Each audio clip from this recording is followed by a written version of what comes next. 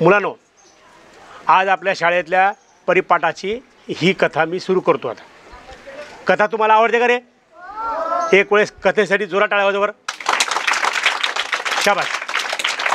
आपल्या गावामध्ये आपल्या घरी सुद्धा आळशी माणसं आहेत, भैया आहे, दीदी आहे, कोणतर आहे असते का नाही? आळस हा माणसाच्या जवळ राहतो.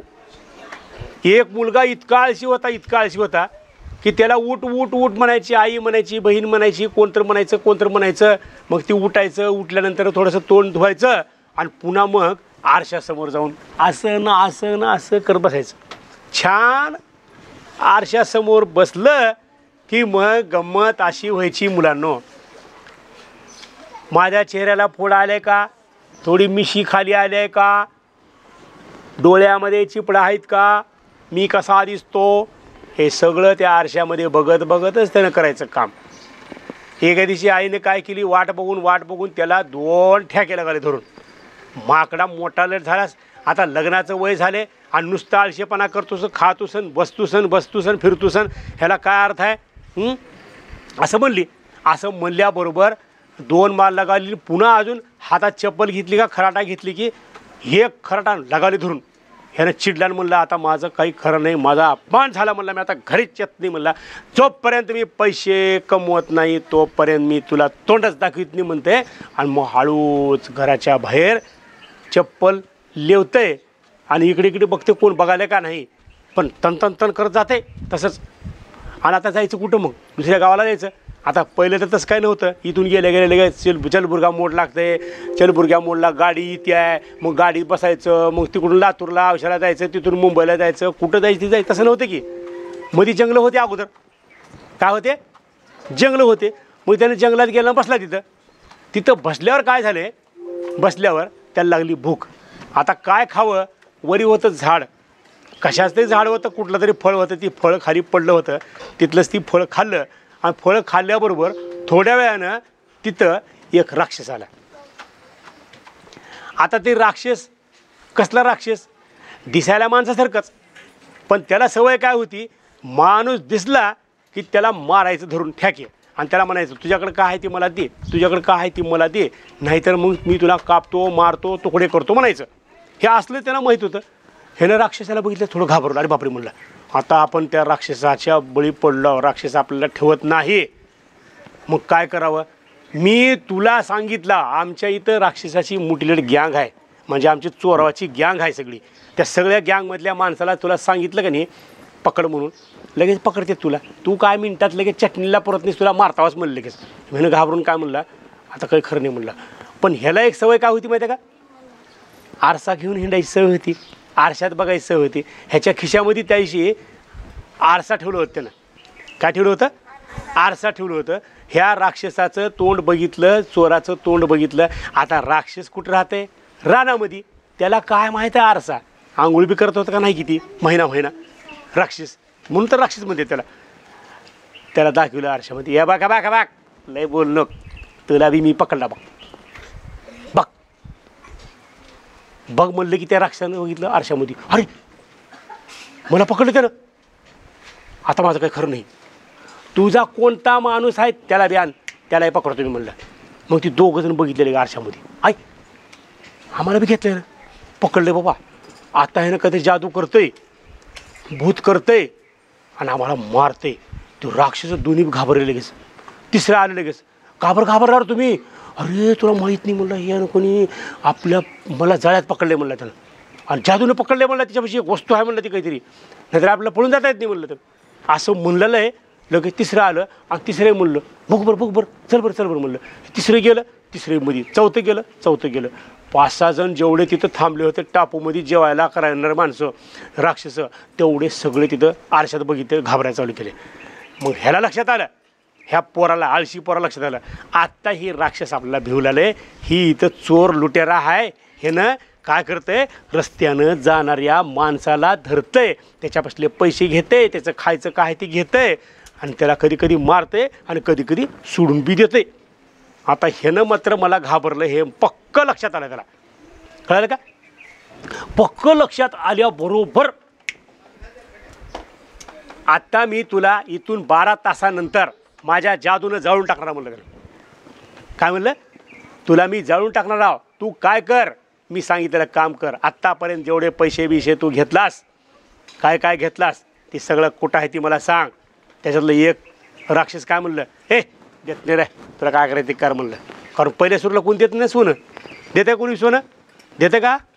देत नाही. आणि ती तर राक्षस आहे, ती तर जीवाला कधी बघत नसते तर. पण त्यानं देत नाही म्हणल्यास बाग माग, बाग माग तुला सांगला मी, कळतं का नाही तुला? असं म्हणलं आणि आरसा चमकवला डोळ्यावर त्याच्या डोळ्यावर आरसा चमकल्याबरोबर अरे सूर्य तर उजेडा इकडं आहे आणि इकडं कसं काय चमकलं गडे, कसं काय चमकलं गडे? काहीतरी जादू आहे या माणसापाशी, काहीतरी जादू आहे म्हणलं. अजून थोडं घाबरलं लगेच. बाबा तो पलीकडे कणी झाड आहे मोठं, त्या झाडाच्या बुडाला कणी खणलं का लगेच सापडते, तुम्ही घ्या तिथं. मी घेत नाही, तो काढून दे चाल. असं जोरात बोलल्यानंतर ती घाबरल्याचं केलं, ती घाबरलं. पटपट पटपट पटपट हातानं काय उकरलं, कुदळीनं काय उकरलं, लकडानं काय उतरलं, ते काय असेल तेवढं त्या खड्ड्यामध्ये उकरून लगेच पिशवी घेतलं. पिशवी. आता बघ, तू मला सोनं दिलास, चांदी दिलास, मी तुला माझ्या जादूतून सोडतो तुला. तू जर इथंच बसलास अर्धा घंटा तर सोडतो तुला. हो देवा, तू देवच आहेस, तू आमचा बॉस आहेस म्हणलं का ना. पण माझ्या जादूमधून अर्ध्या घंट्याला निघून जाते. तुम्ही इथं बसलो तर, हालचाल केलो तर ती जाळीच निघत नाही, म्हणून तुम्ही इथं बसा. म्हणून त्या राक्षसाला काय केलं, तिथं बसवलं आणि त्यांना सांगितलं, आता हळूहळू ती जाळी तयार केल्या की नाही तुम्हाला जादूमध्ये घ्यायची, ती हळूहळू केलेली जादू लगेच निघत नसते आहे. त्याला अर्धा घंटा लागते, त्याला मंत्र म्हणले पाहिजे, तर पुन्हा अजून काहीतरी म्हणलं पाहिजे. सगळं खोटं बोलते असं. आता बघा लवकर माझ्याकडे बघा, ही तुम्ही माझ्या जाळ्यामध्ये आहो का नाही, असं कोण आरसा दाखवते. आरसा बघितल्यावर हो हो हो हो, सुटणार कधी? थांबा, सुटायचं मी आता एक मंत्र म्हणतो म्हणला. काहीतरी असं काहीतरी म्हणलं, काही बी म्हणलं उगच, त्याला काय काय लक्ष झालं त्या. आणि लगेच उलटा आरसा केला आणि दाखवले त्यांना. आता आरसा जर उलटा केला तर उलट्या आरशामध्ये आपल्याला तोंड दिसते का? आरशाच्या पाठीमागे जी लावलेली असते ती काय असते? पारा असते की नाही? पारा धातू असते की नाही, ती कुठला तरी पांढरा पांढरा असते की नाही. त्याच्यामुळं आपल्याला आपलं चित्र दिसते. पण पाठीमागून दिसते का? नाही, पाठीमागून दिसत नाही. आणि त्याने काय केलं, पाठीमागचं तोंड दाखवलं.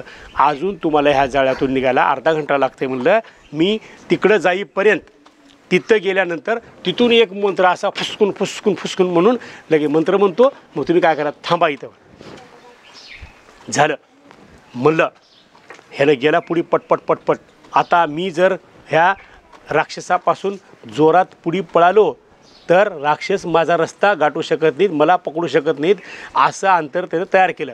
म्हणजे कसं केलं, अर्ध्या घंट्यामध्ये पटकन 2 खडे असे वाकडे तिकडे रस्ते असलेले आणि मध्ये नदी असलेली ओलांडून पलीकडे गेलं आणि पटपट केलं आणि चटकन गाव गाठलं. तोपर्यंत ही राक्षस डोळे झापून तिथं बसलेत. आणि तितक्यात तिथं एक राजा चालला होता.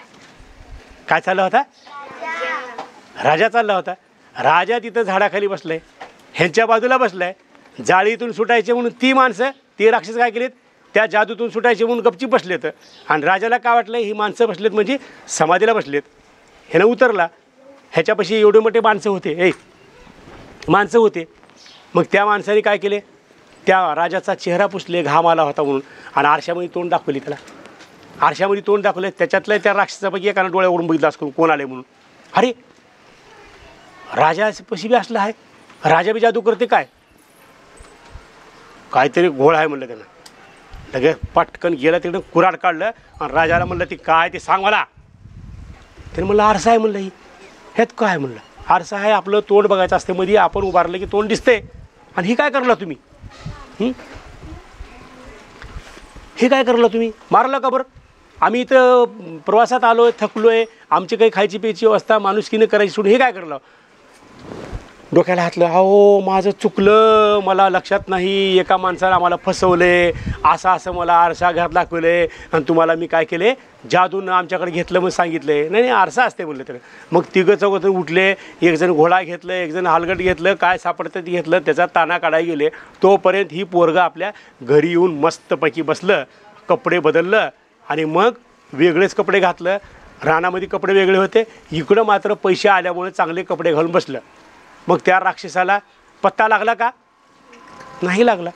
मग असंच बाजारामध्ये गेल्यानंतर गोड बोलणं ठेवून, अगदी तंतोतंत जुळायसारखं गोड बोलणं ठेवून तुम्हाला काही माणसं तुमच्या मनातले विचार, तुम्हाला जे करायचे काम ते सगळं थांबवतात, तुम्हाला पुढं जीव देत नाहीत आणि तुमची चोरी करतात.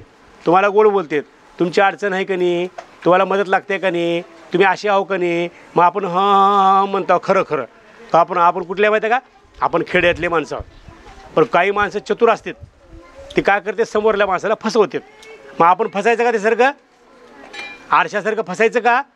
समोरली वस्तू कोणती आहे, समोरला माणूस काय बोलतोय, कसं बोलतोय हे लक्षात घेणं गरजेचं आहे. आज जर तुम्ही त्या राक्षसासारखं दुसऱ्याच्या जादूमध्ये अडकला म्हणून बसलो विचार करत, तर तुम्ही बाहेर निघत नाही. म्हणून आपल्याला काय करायचे, उद्याच्या भविष्यात कुणीही आपल्याला फसवू नये म्हणून हे सगळे माणसं ओळखायला शिकायचं. आजच्या या गोष्टीसाठी जोरात नाशिक क्लॅप करायचा.